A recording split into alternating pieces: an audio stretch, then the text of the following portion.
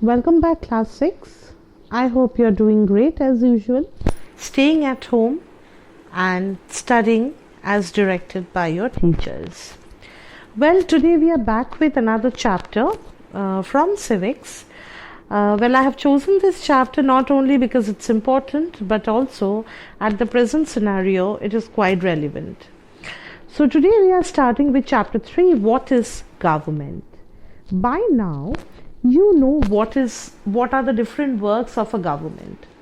For the past few months, whatever we are seeing, whatever the situation has been in our country, the one body which is responsible solely for fighting against this odd situation, fighting against this whole battle, is our government. Okay, our country is dependent on our government because it has given its vote, its right, all, and it has been bestowed onto our government. Our people have chosen, or our democracy has chosen, our government to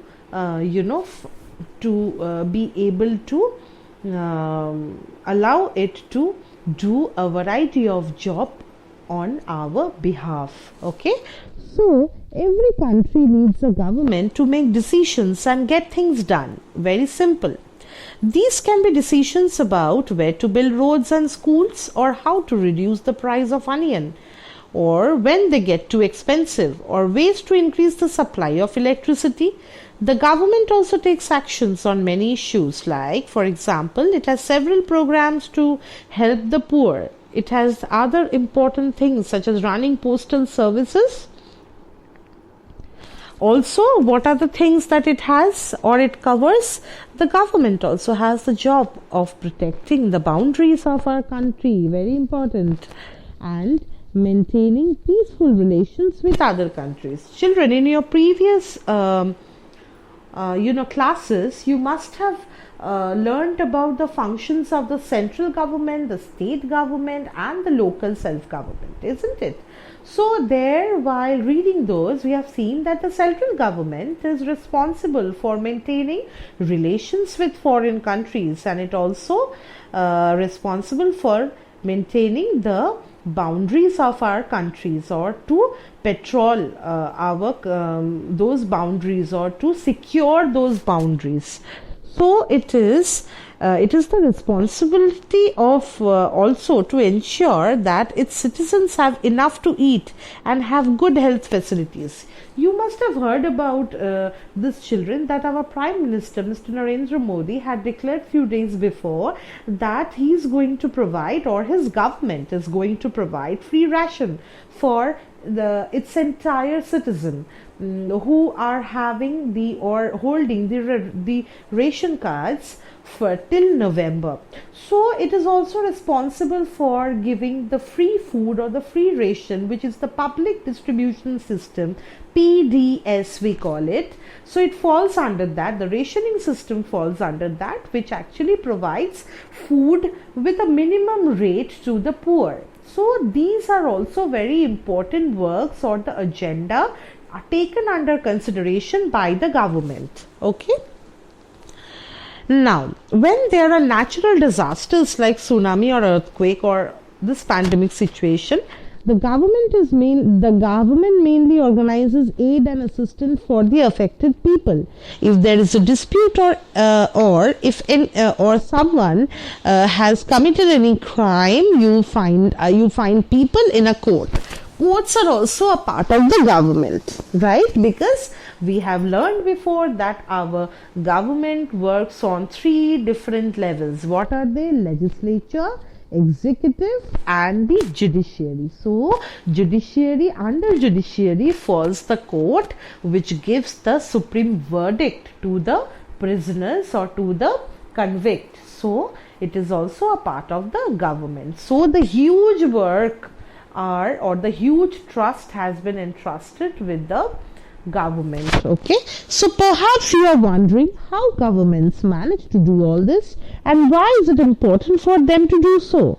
When human beings live and work together, there needs to be some amount of organization so that decisions can be made, right? Some rules have to be made that is applied to everyone. For example, there is a need of control resources and protect the territory of a country so the people can feel secure. Governments do this on behalf of their people by exercising leadership, taking decisions and implementing these among all the people living in their territory. Suppose when this pandemic situation was going on, it declared complete 4 rounds of lockdown, isn't it? So we all had to abide by with it.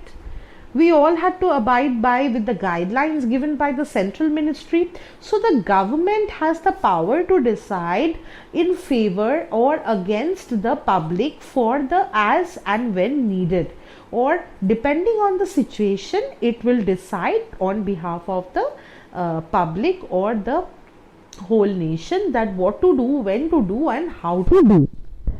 So we have the different levels of the government. Now in this we will see that the government works at the different level, at the local level, at the level of the state and at the national level. The local level means in your village, local self-government, I just told you, town or your locality. The state level would mean that it will cover the entire state like Haryana or Assam, and the national level perhaps relates to the entire country, right? Now, so we are coming back to the same theory that it will for making the governance a little easier and to divide the distribution of work and to divide the entire work and to run a country very smoothly, the government has 3 tier of or the 3 level of governance. What is it? At the top we have the national level or the central government which rules from New Delhi. Then we have the state level. Every state has its own governmental system, like it is bestowed upon the chief ministers of the state. And thirdly comes the local self-government or the people elected from the village who would look after the local matters very keenly. Laws and the government. We will see now what are the laws of the government. The government makes laws for everyone who lives in the country, and this is the only way in which it can function. Just like the government has the power to make decisions, similarly, it has the power to enforce the decisions. For example, if there is a law that says that all persons driving a motor vehicle must have a license, any person caught driving without a license will be punished, isn't it? We all know that. So if it has the law which is usually created by the legislature, then executive is for looking after whether these laws are being enforced or not, whether you are driving without a license or not. If you are being caught without a license, then the police or the people under the executive will send you to the judiciary, and the convict will be moving to the court. Okay. So without these laws, the government's power to make decisions is not of much use.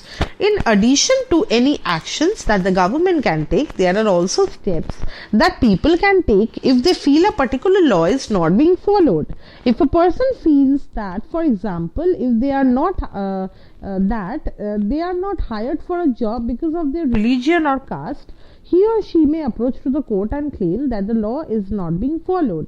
The court can then give orders about now what should be done. So if you feel that because of your religion, because of the reason that you are Christian, or you are belonging to a tribal community, or you belong to a particular scheduled caste, or you are a Muslim, or you are a Jew, or you are whatever you are, if you feel that your rights are being deprived and your rights are being taken away, then you can approach the court, because it is written in our constitution that we are given 6 basic fundamental rights. So among that, rights to equality or right to equality holds a lot of value. So if we feel that these rights are being violated, the rights are not being given to you, you can approach to the judiciary and the court will decide what to do.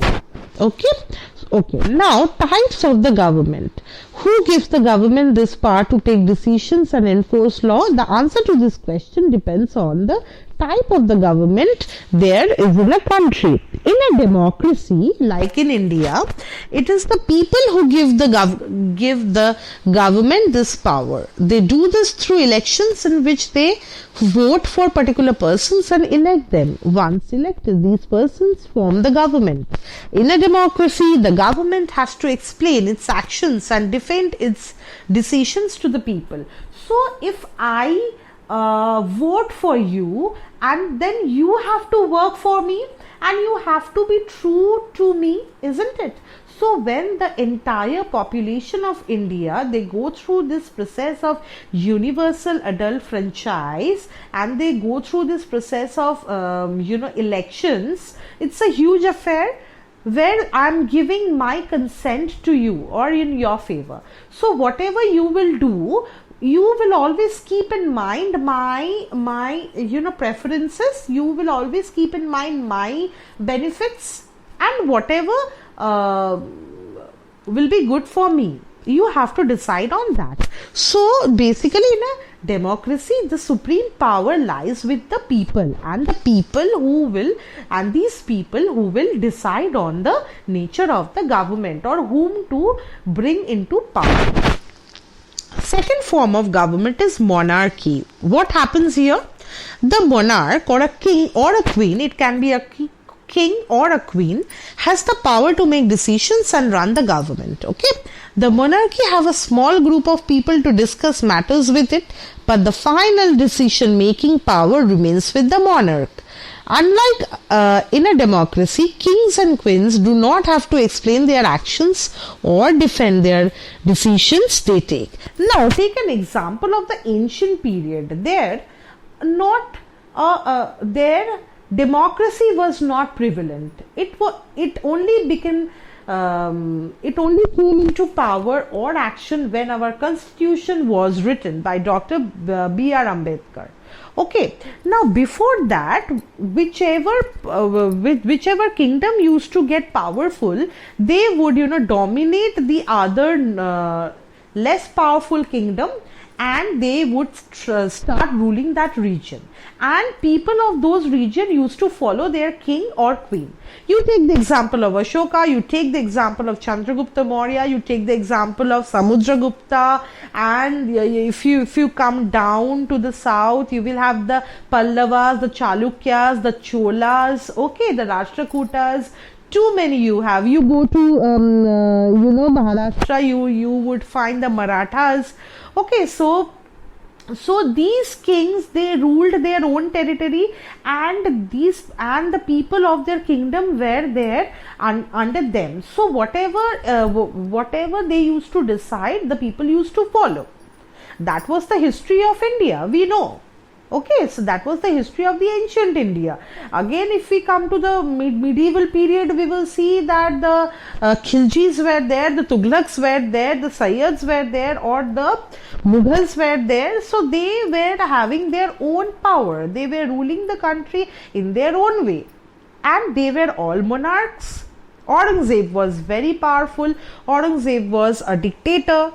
He did not even spare his brothers, not even his father. So he was a dictator. He never used to listen to his common people. Okay, but Akbar was a much kind ruler. He used to have Diwane Aam, Diwane Khas. Diwane Aam was for the common people. He used to listen. But normally the monarchs, when the monarchy, by the term monarchy, we understand that a monarch will do whatever he feels like. Okay. So monarchy is just the opposite of the democracy. So these two types of government we find: a democracy where every time the people are responsible for appointing their heads of the government, and in a monarchy the final word is to be given by the kings or the queens, and the common people don't have much to say in this. So children, we will stop here today. Please go through the entire video, and at the end, if you have any questions, please comment there, and do not forget to subscribe the channel, because I have uploaded all the previous videos. So even if you have deleted those from your phone, that's absolutely fine. We will be back again on next day with the remaining portion. Till then, please take care, study well, stay at home. Bye bye.